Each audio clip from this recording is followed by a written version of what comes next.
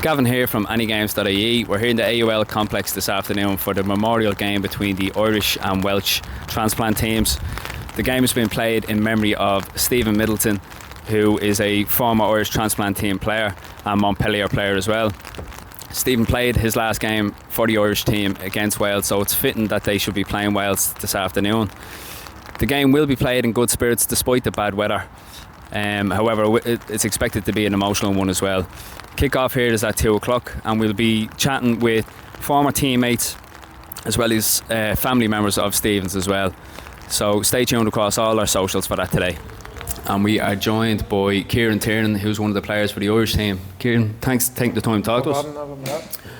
We'll start by asking you how you got involved with the Irish transplant team. Yeah, I was sitting at home one day just having something to eat and happened to turn on the Alexa and heard that the Irish transplant team had won silver in their first ever tournament, and I said they have to be on Facebook or something. So I found them, sent them a message, and then within about say a month of that I went down for my first training session in Port East, and just straight away, like within 5-10 minutes you were with lads that like you knew 5 or 10 years. So and what qualifies you to be on this team? Like what's the criteria? Obviously the name transplant is there, so what did that mean for you? Well, I sort of like that. I thought maybe you'd have to go down and there'd be some sort of trials or stuff you'd have to do, but there was literally, if you had a transplant and if you were interested in football, that was really all you needed. Now in the short, I'm 2023 I started.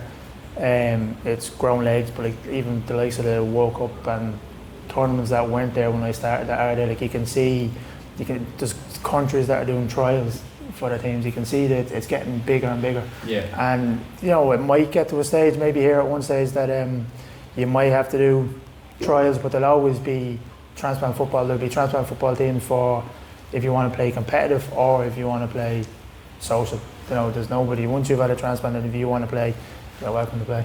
And I hope you don't mind me asking, but what was that transplant that you needed yourself? I had a liver transplant in April 1992. I was born with a condition called biliary atresia. So I got my transplant in Birmingham. I was 4.5, so actually this April I'll be 34 years transplanted. And would there be a variation amongst the team in terms of transplant? You kind of get a bit of everything, do you? Yeah, well, we've heart, lungs, kidney, liver, bone marrow. We've lads on the team with multiple organ transplants. So some lads will have maybe a heart transplant, and because your medication you're on, it might affect your kidneys, so you might need a. So yeah, we've got pretty much have them all covered. Yeah. And what does that mean then when the games come along? Like, is there certain restrictions in terms of how the game is played? Well, when this was set up in 2019, there was sort of a bit of a pushback again, so where they didn't want transplant patients playing contact sport for obvious reasons. But the lads were dug their heels in and said, no, we want to know. There is rules, things you can and can't do, but as you'll see later on, that once the whistle goes, it's like any other football, the rules sort of go out the window. When you hear that whistle, you want to win, and you know in the back of your mind when you're going in for a tackle, you know that man is the same as you and has problems like you, but as I say, it's very far in the back of your mind. You just want to win the game and that's it. There's rules there to keep you safe, obviously, we all go by them, but by and large it's no different than any other game. And turning our attention to today's game, am I right in saying the format is 7-a-side? 7-a-side. Is that always the case in all the games that are played? 7 or 9-a-side, it depends. We actually played Wales last year, and we played them 11-a-side on a full pitch, but in general we do 25-minute halves. It's sort of roll on, roll off. For obviously, like, lads are on immune suppressant medication. That's where we sort of differ from, I don't want to say normal football, but regular football, whereas the fitness won't be as fit as other lads who are in the gym 6 days a week. That'd be really the only difference. And today is a memorial game, and it's been played in memory of Steven Middleton. How did the game come about? So Stephen, if you knew him, he was a little man with a massive personality. Like everyone you couldn't help but not like him. Actually, myself and Stephen started on the exact same day, back in Portlaoise, and the manager at the time just took a massive shine to Stephen. You could see he was a footballer. Like, there was lads there, we all like playing football. Stephen is a footballer. Yeah. He took it very serious, which was good for everybody around him. Look, we always unfortunately, the likes of Stephen can become a regular occurrence where we lose lads. It's just because the way we are, and we always will do something for them in their memory. And the Welsh team is always we're the same group of people. We always get on. We always try to help each other out, and they were only too happy to come over and get involved. And now it's gotten sort of bigger than we thought, but that's down to Stephen and the people that he knew, or the people that wanted to help out. Yeah. Sadly, Stephen passed away last August, and condolences obviously flooded in at the time. Amongst that was the Welsh team, and the Welsh team captain at the time. Some of his words included, making his donor proud at the time, which I thought was a lovely sentiment. Am I right in saying that Stephen's last game was also against Wales? Yeah, Stephen's last game was that 11-a-side game I was talking about. It was actually like a fundraising day for the Welsh, which is why we went over to help them out. And yeah, so that was, I can't even think exactly what date it was, but that would have been Stephen's last game, yeah. And the weather's not particularly good at the moment. No. The game is expected to be played in good spirits, but as you said, once the whistle goes, that'll probably go out the window, will it? Yeah, well, we know one or two of their lads have injuries, and we found out where they are, so they mightn't be too safe when we get out there. Look, listen, it's not, today isn't really about, obviously you want to win for Stephen, but it's not what it's about really. Look, if we win, we'll be happy. If we lose, it's all about him at the end of it, and his family will be here, and his mum and dad will be here. And it's just to show them that, he's not here, but we haven't forgotten about him. Yeah. And the transplant team, in itself, it's obviously a great platform for people like yourself to stay within the game that they love. For anybody who's thinking about getting involved or might meet the criteria, what would you have to say to them? Get involved if you can't. Anybody who wants to, you can get us on Facebook, TikTok, Instagram. We have a website as well. I was one of them people, and when I started this up, when I got involved, my missus said, "Oh, you do it for 5 minutes like you do everything else," and I thought she's probably right, but once you're in, you're hooked. You are hooked, and the lads around you. The football is a great element, but when you're standing side by side with a man that knows what you go through, that knows what you've been through, it's just a different feeling to it. And obviously we played the Welsh, the English. We were at the World Cup. We played lads from Chile, from Australia, from Italy, and you just click. You just instantly click. And would you say that it's not only a platform for people who've gone through transplants to stay within the sport, but also it creates great awareness for what's possible after a transplant? Would you say that's accurate? Well, that's actually pretty much you've hit the nail on the head. The main goal at the end of all this is to promote. Every man you're going to see on that pitch today wouldn't be here without organ donation, and that's the message we try to hammer home. We always say when we do social media stuff, we always say have that conversation. It's not an easy conversation, but you don't know who in your family could be affected by it at any stage down the line. And like I say, there's going to be nearly best part of 40 lads out there that wouldn't be here without it. So absolutely, yeah, that the platform obviously for lads to socialise, to play football, to keep fit, but the biggest thing of all is get that word out there that organ donation saves lives. Brilliant. Well, Kieran, thanks very much for taking the time to talk to us, and best of luck today, and we'll catch up with you again after the game if that's alright. Yeah. Perfect. Thanks a lot. Thanks for that. Nice one. Cheers.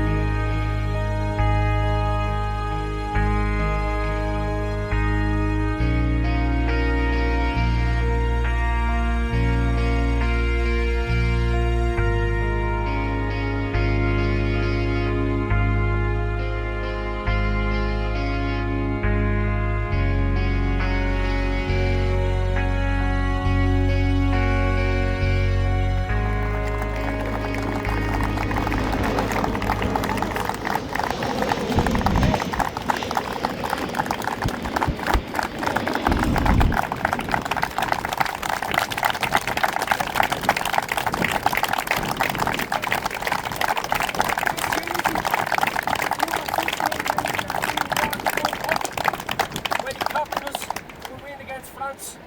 As you can see, it's number 16. This is his jersey there to go. We're going to present it now to Steven's mum and dad and sister.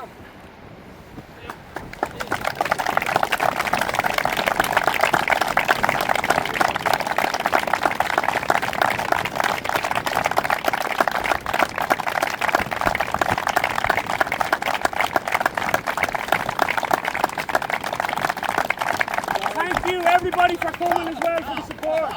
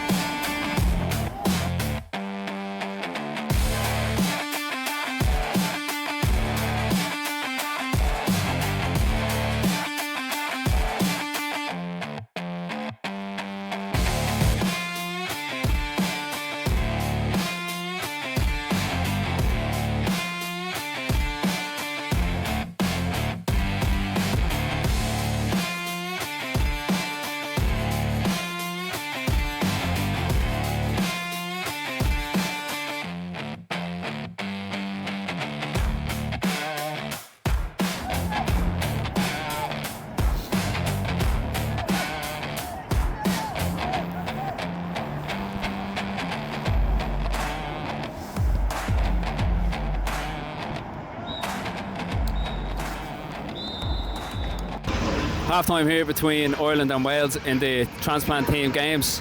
Ireland leading 1-0 at the moment, and I'm joined by Stephen's cousin and coach, Darryl McLaughlin. Darren, how are you doing? Oh, good. Thanks for taking the time to talk to us.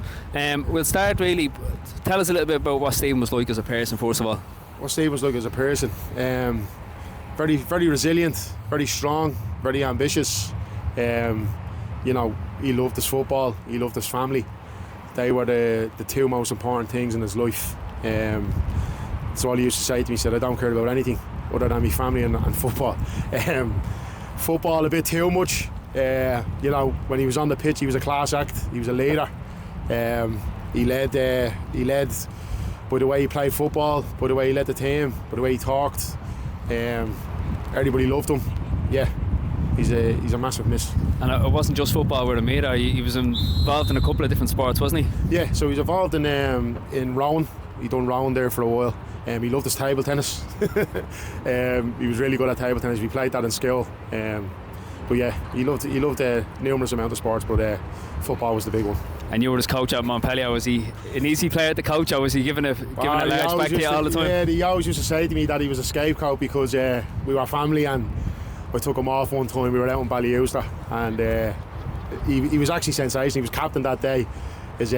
We needed a bit more fresh legs, as we would say, in the last 20 minutes, and he came out the pitch saying that he was a scapegoat because he was my cousin. So yeah, he never let me rest the minute. Just even though we were family, he didn't take it easy on me when I was managing me either. So. And just before they get underway here, what does this game sort of mean to Stephen and his family? He'd be absolutely. I only said it to myself there coming up, how proud he would be for what everybody has done since his passing, especially the transplant team, the guys at Montpellier, everybody, the family. Can't thank everybody enough since it.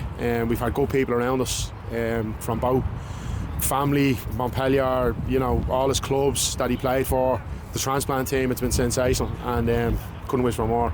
Since. Well, they're just about to get underway here, second half. So we're going to move off the pitch real quick. Sorry, so just picking back up there. Obviously a big important game, and it's all in Stephen's memory today. It would have meant a lot to him, I'm sure, and it means a lot to his family.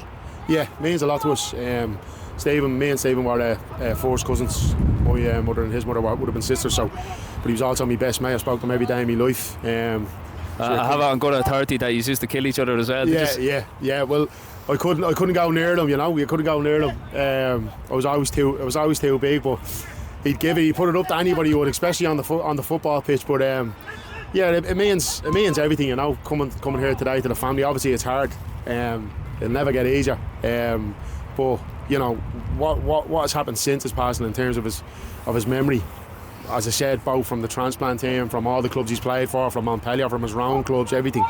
It's been absolutely sensational. And you know, he was such a quiet guy. He had a small circle, you know what I mean. And to see the amount of people's lives he touched, I don't even think he would. You know, he was such a private guy, and I think the reason why.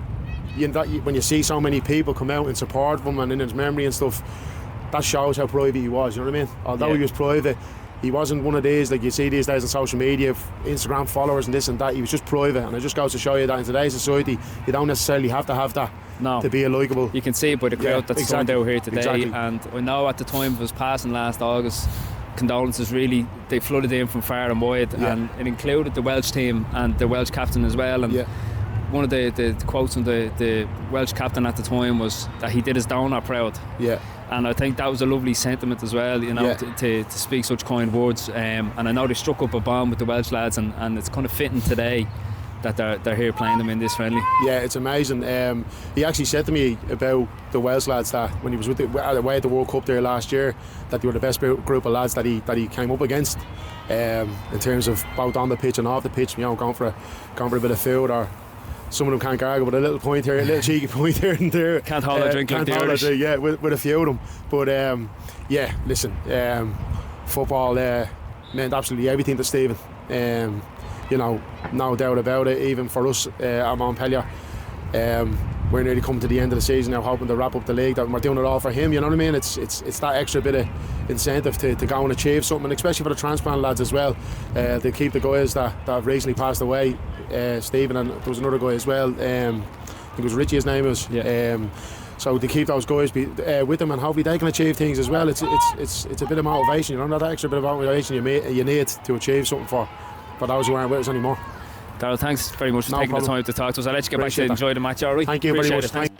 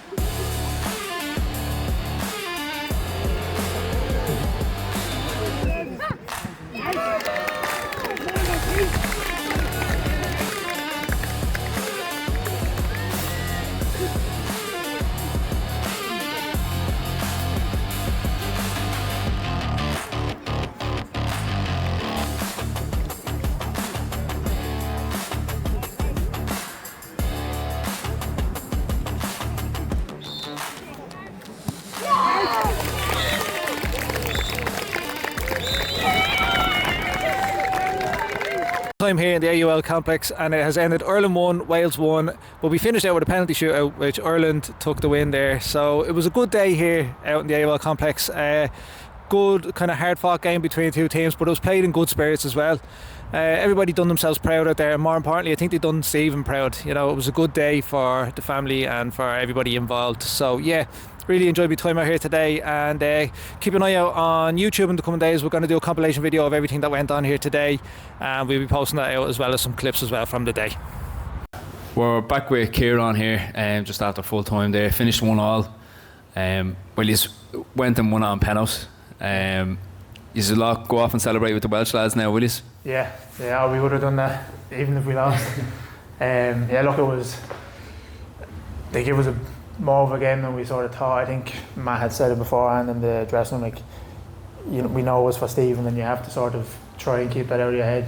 But there was a lot of stuff, as you're saying, in the build-up, sort of to remind. I think the lads maybe had that in their head. Then when we went 1-0 up, normally that's how it goes, and then we'd go 2 or 3. But I think we sort of just took the foot off. They made a couple of changes at half time as well, and mixed it up. I know it was kind of roll on, roll off, but they seemed to get a bit of momentum at the start of that second half. Yeah, and look, to be fair to them, they have a couple of new faces there that we haven't seen before, and there's a few.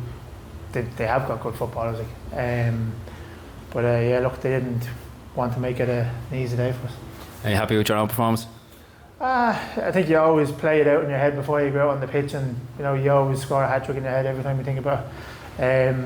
Look, if we had won the game 2 or 3-0 without having to do penalties, I don't think anybody would really mind their performance. I think, as I said before, you know, it's fitness for us. We're all on immune suppressant tablets and that, and when you get out on that pitch and you do 1 or 2 busts up and down, you don't become feeling it. So look, no, I thought I'd done alright. I thought everyone done well now. It's our first run out in the wild too, so you're bound to have 1 or 2 sets of stiff legs. And as you said, it's obviously an emotional day for everybody involved, and we heard some great words from a few people, including Noel Quinn at the start of that game. Is it difficult then to switch into game mode then? You know, funny enough, for me it wasn't, because I know this sounds weird, like when we were over in Italy, Stephen would always have something to say before the game, and you were geared up for it. And then I think so, yeah, that would have spurred me on. But then when stuff goes against you on the pitch, that sort of gets knocked away a little bit. But no, look, as I said, the game was about, the manager said it's not about, well, not that it's not about, he wanted us to win, but the score, the result wasn't the primary thing. The thing was just to have a day for Stephen. I think everybody owes the Welsh and everyone who came to watch thought we pulled it off very well. Yeah, really enjoyable game, and myself and Dave were up in the crow's nest getting the footage, so we had a good view of it, and yeah, some really good football. What's next for the Irish team? Well, again, unfortunately, I think he was mentioned there before the game as well. We had lost another one of our lads, Danny O'Connor, not too long after Stephen, and we have a game in Wexford against Danny's local team coming up. That'll be the next thing, and then we're sort of hoping to get to the transplant games. So we just sort of, you know, we take it week by week and see how it's hard to get everybody fit as well. That's another thing. So but yeah, look, Danny's game I think will be the next one. And when and where is the transplant games taking place? It's over in, I don't know when Nottingham is in my head. I'm not 100% sure. I think it's in Nottingham. Be held in the UK, will it? Yeah, it's over. So is that done over the course of a few days, or? The football is done over a full day, so it's like a knockout system over a full day. I think when I went to it in 23, we finished third. We got bronze medal. We actually only conceded 1 goal in the whole competition, and that was the goal that knocked us out. It was an own goal as well. I won't give the name of the man that scored it, but yeah, so we played very well. We've got good players. We've got players out there like Darragh Stapleton, who has like good pedigree behind him. He played for Dublin as well. Like he's, you've seen him there in the midfield. He would have been running the show. We've got good players there. We can beat anyone if we're fit and ready for him. And Stephen, you alluded to there with lads playing football regularly. Is there a lot of lads within the transplant team that do actually play sort of what would have been more mainstream football? No, at the minute Paul Brown would play football still, I think. Darragh was, But at the minute, most lads would be sort of like myself, playing five-a-side football. And are you just restricted because, as you said, you're on the autoimmune medication as well? So does that restrict your ability to play more mainstream football? Yeah, but I suppose like for lads like could be missing a lot of training sessions and then not get picked. Now, a lot of lads would have played mainstream, and then I suppose just the fear of getting injured. A lot of lads on the team, obviously, not too long over transplants. Was a lad out there playing today. I think he was transplanted in July. And as I said to you earlier on, like it's okay when you're playing against other lads that understand that you've had. Now you also seen the tackles that went in out there too. Yeah, but, you had alluded to that it's not supposed to be overly, aggressive or too many hard tackles. I know there's no slide tackles allowed. No, I got called for that as well. Yeah, no slide tackle. But I suppose the competitive nature just kicks in, doesn't it? Yeah. And everybody just starts flying into tackles, and that goes out the window a lot of the time. And that's it. And then literally the second it's done, you know what you've done, and you raise your hand, and you apologise, and it's forgotten about. But look, it's at the end of the day, it's no one wants to get hurt, and no one wants to hurt anybody. So but as you say, like there's a couple of tackles out there that might have been a red card in the Premiership on any weekend. I noticed as well that if somebody did go down, it could be a contact injury, whatever it might be, that there's sideline support that are straight onto the pitch straight away, probably quicker than you'd probably even see in a Premier League match. Yeah, well, we've two physios, Kayla and Kira. Kira this was her first day, but Kayla is actually the manager's daughter, and she's a physio, and they come to all our games, and even after now, like they'll set up a room if they have anyone who has any. Of the tents and she'll go and look after them. So it's a fairly well run setup. Well, look, I know you have plenty of celebrations to look forward to with the Welsh lads and the Irish lads combined. So we'll leave you to it, and just thanks again for joining us today and taking the time to talk to us. And best of luck with everything in the future. Thanks very much. Thanks a lot. Cheers. Appreciate it.